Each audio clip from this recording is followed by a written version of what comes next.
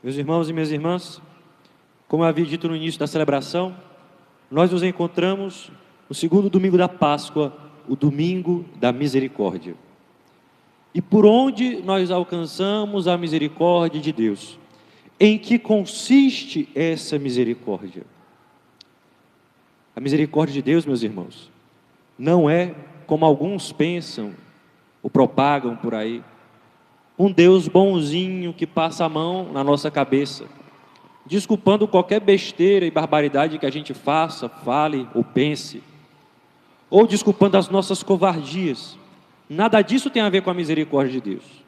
A misericórdia de Deus consiste em uma coisa: em dar para nós a força, a coragem e a capacidade de viver na vontade de Deus. Por quê? Porque, como nós escutamos no Sábado Santo, na primeira leitura daquela gloriosa vigília que nós celebramos em nossa paróquia, há uns 9 dias atrás, na primeira leitura, nós vimos como Deus foi criando todas as coisas, que foi através de sua palavra, aquela palavra pronunciada por Deus. Ele diz, e as coisas surgem, vêm à existência, tomam vida, e firmados nessa palavra, unidos nessa palavra, vivendo essa palavra, que nós temos a vida verdadeira, a vida que não sucumbe à morte, porque Ele é a vida. O pecado é justamente o contrário disso, é a desobediência, é o não escutar a palavra de Deus, o não escutar a sua palavra de vida para nós, o desrespeitá-la, o ignorá-la, o pensar que é de outro modo. O pecado nos separa da fonte da vida, porque nos separa do próprio Deus, porque nos separa da sua palavra. Vejam, o desrespeito à palavra de Deus, o não estar unido a Ele, o não colocá-lo no centro das nossas vidas, o não viver conforme a sua vontade, nos faz experimentar a morte, meus irmãos, porque faz crescer em nossos corações a vaidade, o egoísmo, a preguiça, a avareza e todo o resto de coisas terríveis, diabólicas, demoníacas. Por quê? Porque nos separam de Deus, nos separam uns dos outros, porque o pecado nos faz nos afastar, nos achar melhores do que os outros, ou nos achar pior do que os outros, mas de qualquer forma, nos afastam dos outros, nos afastam de nós mesmos, porque deixamos de acreditar em nós mesmos, porque deixamos de acreditar naquilo que é a nossa essência. Nós fomos criados, como escutamos naquela primeira leitura da Vigília Pascal, imagem e semelhança de Deus, imagem de Deus, porque capazes de ver, de conhecer, de saber a verdade, semelhança de Deus, porque capazes de amar como Ele ama, porque Ele é amor. E nós, por causa do pecado, deixamos de acreditar em nós, começamos a dizer: não, mas é assim mesmo, eu vivo essa situação, eu vivo unido a esses amigos, eu tenho que estar nesse grupo de WhatsApp, eu acabo conversando essas coisas mesmo com fulano, com beltrano, com cicrano, eu acabo tratando assim minha esposa, eu trato assim o meu esposo, é assim que eu vivo com os meus pais, eu não consigo ser diferente. Por quê? Por que pensamos isso? Por que fazemos essas coisas? Porque, meus irmãos, de verdade, nós deixamos de acreditar em nós, deixamos de acreditar que a santidade é para nós, deixamos de acreditar no fundo, em Deus, porque se Deus é bom, é perfeito e santo, e nos diz as Sagradas Escrituras, no Antigo Testamento e no Novo Testamento, lá em Levítico e lá no Evangelho de São Mateus: sede perfeitos, sede santos. No Evangelho de São Lucas: sede misericordiosos, porque Deus, o Pai, é santo, é perfeito, é misericordioso. Mas o pecado que vamos vivendo dia após dia, os pequenos pecados, aquele pensamento de raiva que a gente consente, aquele desejo de vingança ou de mal para outra pessoa, aquele pensamento de inveja que brota, às vezes espontaneamente, mas que depois a gente se compraz nele, que a gente aceita ele, aquele pensamento de desejo impuro contra outras pessoas, às vezes até com pessoas casadas, aquele pensamento de vaidade, onde a gente nem fala nada, mas depois que aquela pessoa solta um comentário, ou depois que nós dizemos alguma coisa, dentro da gente, eu sou melhor, aquela pessoa está errada.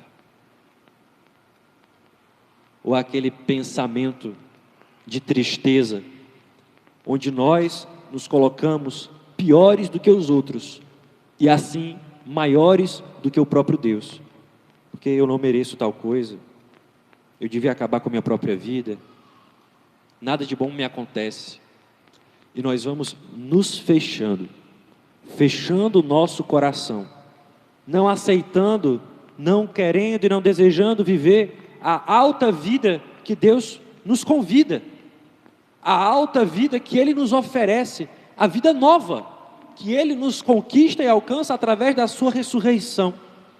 Nós vamos nos afastando de Deus, nos afastando de nós mesmos e nos afastando uns dos outros. Viver a misericórdia de Deus, a verdadeira misericórdia, é acreditar nele, é acreditar que Ele é a fonte da vida, acreditar na palavra dEle, acreditar no que Ele disse e fez, acreditar na igreja dEle, que Ele fundou, que Ele constituiu. Nós escutamos hoje no Evangelho, Jesus aparecendo para os apóstolos e mostrando para eles os sinais da sua morte, para mostrar que Ele a venceu. A marca das mãos, o peito aberto, a marca nos pés. Ele é o mesmo que morreu na cruz, mas Ele venceu a morte, Ele ressuscitou. E aquilo que os apóstolos viram, tocaram, perceberam, é a experiência da verdadeira misericórdia. Por quê? Porque eles veem que o que Deus diz, Ele faz, e Ele quer para nós. Jesus havia dito várias vezes para eles: eu irei ser entregue, traído, morrerei, mas eu ressuscitarei. Mas nenhum deles entendeu, acreditou naquilo que Jesus estava falando. Era necessário que eles vissem. Não só Tomé, meus irmãos, todos eles viram, tocaram e escutaram o ressuscitado. Por quê? Porque essa é a experiência da misericórdia. Experimentar o amor de Deus, que nos convida a vencer o mal e o pecado que há em nós. Porque não há verdadeira misericórdia, meus irmãos, se é para nós vivermos essa vida medíocre que a gente já vive.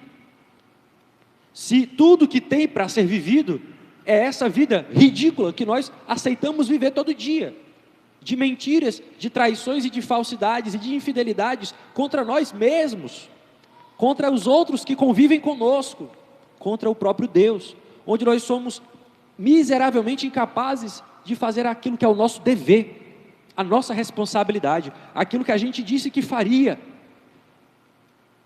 E em pequenas em pequenas traições e infidelidades contra nós mesmos, contra os outros, nós vamos incorrendo nas grandes traições e infidelidades a Deus, e vamos condenando a nossa vida. Não há misericórdia em alguém que diz: você pode ser um traidor, você pode ser um crápula, você pode ser um mal educado, você pode ser rude, você pode ser preguiçoso, você pode ser imoral, você pode viver nessa vidinha que você vive. Tudo bem. Isso seria misericórdia? A misericórdia, meus irmãos, justamente porque vemos que o nosso Deus vence o pecado e a morte, nós também vemos: eu tenho que viver e vencer. Viver a vontade de Deus e vencer o pecado que há em mim. Porque foi para isso que Ele veio, foi para isso que Ele morreu. Não foi só para dizer palavras bonitinhas e para eu repetir outras palavras bonitinhas.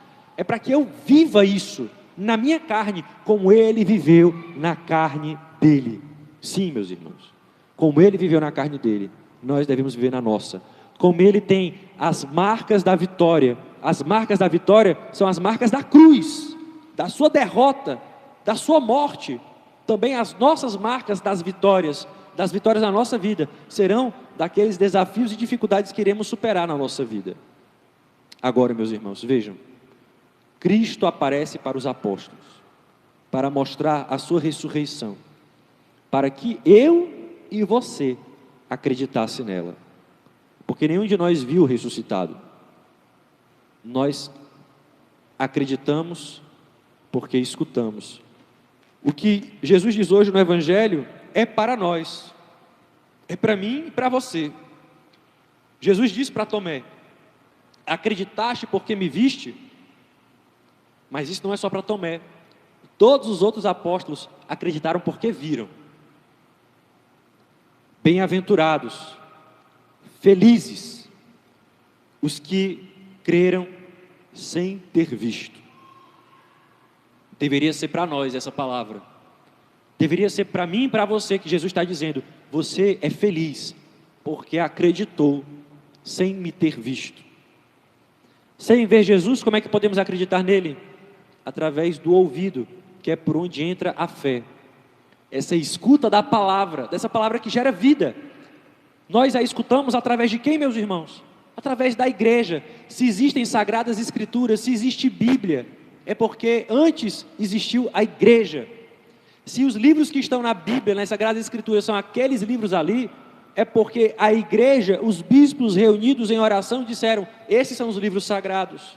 Se hoje nós estamos aqui reunidos nesse prédio, nessa capela, com essas velas acesas, com essas roupas, aqui esperando ansiosamente ou para receber o sacramento da confissão, ou então o sacramento da Eucaristia, da comunhão, é porque, meus irmãos, a igreja nos convida e anuncia: venham viver uma vida nova, uma vida no batismo, como foi celebrado, está sendo, graças a Deus, celebrado abundantemente em nossa igreja.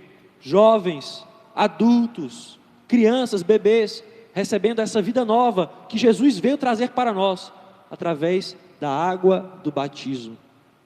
E nós, que também morrendo vivos, infelizmente, por causa dos nossos pecados, vamos ali procurar a ressurreição, na reconciliação, na penitência, na confissão. Acreditamos sem ver, acreditamos porque ouvimos, escutamos essa palavra de Deus, essa palavra de vida. Por causa da igreja,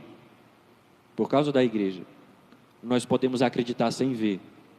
Por causa de quê? O que é que Jesus diz para Tomé, meus irmãos? E ele também diz para nós: não sejam incrédulos, mas fiéis. A fidelidade a Deus é o sinal da nossa fé, de que nós acreditamos. Acreditamos porque escutamos a igreja, somos fiéis, mostrando o sinal da nossa fé. E aqui, meus irmãos, é onde nós falhamos miseravelmente, e onde nós nos fechamos para a misericórdia de Deus. Nós nos fechamos na misericórdia de Deus, quando nós não procuramos a confissão, mesmo vivendo uma vida ridícula e miserável, mergulhada em nossos pecados. É necessário nos arrependermos, e sendo fiéis, acreditando na palavra da igreja, que é quem nos diz como nós podemos viver essa palavra de Deus. Não é de outra forma. Olha, se você é católico, se você quer comungar desse pão consagrado, desse vinho consagrado, dizendo que esse é o corpo e o sangue de Cristo, se você é católico, você só consegue acreditar, ou deveria, né? Porque aí fica aquela incoerência. Se você acredita que quando o padre fala que este é o meu corpo e este é meu sangue, aquele pão e aquele vinho se transformam em Deus, em Jesus, por que é que você não acredita que quando o padre diz: eu te absolvo dos teus pecados em nome do Pai, do Filho e do Espírito Santo, tem a mesma eficácia? Ou porque quando a igreja diz quais são as seitas que você não pode frequentar, você duvida? Ou quando a igreja diz que não se deve consumir determinados remédios, você duvida? É a coerência, meus irmãos. Se nós somos católicos, nós acreditamos na palavra que transforma o pão e o vinho em Jesus Cristo, nós devemos ser também coerentes e acreditar na palavra da igreja, que também nos diz: não frequente tais lugares. Não existe espírita católico, não existe daime católico, não existe um católico que vem para a missa no domingo e de vez em quando está frequentando o culto de protestante, meus irmãos. Não existe católico que frequenta a maçonaria. Não existe católico que vai tomando pílula anticoncepcional, que vai fazendo laqueadura, vasectomia, que vai dizendo: aqui na minha vida mando eu, não é Deus, não é a sua igreja. Ou nós somos verdadeiramente, meus irmãos, católicos e aceitamos o que diz a nossa fé através dos seus representantes, ou então nós estamos criando a nossa religião, dizendo: olha, isso aqui está certo, isso aqui está certo, isso aqui está certo, isso aqui está errado, isso aqui está errado, isso aqui está errado. Vejam, eu não estou dizendo que é fácil viver essas coisas. Existem leis para todos os cristãos católicos, para todos, para aqueles que estão na Assembleia como fiéis, e para os que estão aqui como clérigos, diáconos, padres, bispos, papa. E infelizmente, às vezes, nós também caímos, mas nós não podemos querer insistir no erro. Depois de alertados, depois que a igreja nos mostra, é necessário que nós lutemos, não só contra essas coisas que eu já falei, mas também com aquelas pequenas infidelidades que nós vamos vivendo, através de grupos de WhatsApp, nos permitindo conversas indecentes. Às vezes a gente não está nem conversando nada de indecente, mas a gente está dando abertura para aquela pessoa pensar que tem alguma chance comigo, que tem alguma chance com fulano, com beltrano. Nós vamos, em vez de sermos corajosos: eu descobri que alguém está traindo outra pessoa, eu vou falar. Em vez de você falar com quem é o traidor, você vai falar com quem é traído. Por quê? Porque você é covarde. Porque se você tivesse coragem, você ia falar com quem está traindo e dizer: crie vergonha na sua cara, pare de fazer isso, mude sua vida. Mas porque nós somos covardes e nós queremos ajudar o diabo a separar aquela família, a gente vai atrás de quem está sendo traído, para fragilizar aquela pessoa, para colocar naquela pessoa o peso daquela traição, em vez de colocar no traidor, que devia criar vergonha na cara e mudar de vida. Nós vamos, meus irmãos, nos fechando à misericórdia de Deus, porque vamos nos abrindo a fazer as coisas do nosso jeito, do meu jeito, em vez de fazer do jeito de Deus, do jeito da sua igreja. É necessário, meus irmãos, se nós quisermos ir para o céu, acolher a misericórdia de Deus. Hoje, nós podemos receber essas indulgências que eu falei. O que é que são as indulgências? São essas graças que Deus deu à igreja para ela distribuir aos fiéis. E a igreja nos diz que no dia de hoje, e quem nos falou isso foi uma grande santa, Santa Faustina, que pediu ao Papa para poder fazer essa indulgência. Quando nós contemplamos o quadro de Jesus misericordioso, com essas luzes vermelhas e brancas. A luz vermelha, que é o sinal daquele sangue que jorrou na cruz. A luz branca, daquela água que sai do peito aberto de Cristo. Que são sinais dos grandes sacramentos que nos trazem a vida. A luz branca, a água, sinal do batismo, que lava-nos do pecado e que nos insere no corpo de Cristo, que é a sua igreja, para que nós tenhamos vida. Se permanecerdes em mim, eu permanecerei em vós. Eu sou o caminho, a verdade e a vida. A luz vermelha, sinal do sangue de Cristo que jorrou da cruz, sinal da Eucaristia, o sacramento que é memorial daquela paixão que nos salva, da sua morte e ressurreição. É necessário acolher essa misericórdia, mas ninguém comunga somente botando hóstia consagrada na boca. Nós comungamos quando queremos transformar a nossa vida na vida dele, fazendo o que ele fez, dizendo o que ele disse, vivendo o que o seu corpo vive, a sua igreja. Eu não estou dizendo que você tem que fazer o que eu estou mandando. Eu estou dizendo o seguinte: se você é católico ou quer ser católico, quer abraçar essa misericórdia que Jesus nos alcança, existe uma estrutura, existe uma condição de nós vivermos unidos à igreja. Você pode fazer a sua religião, você pode viver outra coisa. Agora, a sua religião, aquilo que você quer viver, com as suas regras, não espere ter aquilo que Jesus promete para os que são fiéis a Ele na sua igreja. Entendem? Se é a sua religião, vai ter outras consequências, outras coisas. Agora, se você quer viver aquilo que Cristo nos convida na sua igreja, não seja incrédulo, mas fiel. Acolha essa misericórdia. Se desafie a viver a vontade de Deus, a sua palavra, a sua vida. Que no dia de hoje celebremos a misericórdia de Cristo, dando a Ele essa oportunidade em nossas vidas, de vivermos a fidelidade, de acreditarmos na sua palavra. Glória ao Pai, ao Filho e ao Espírito Santo.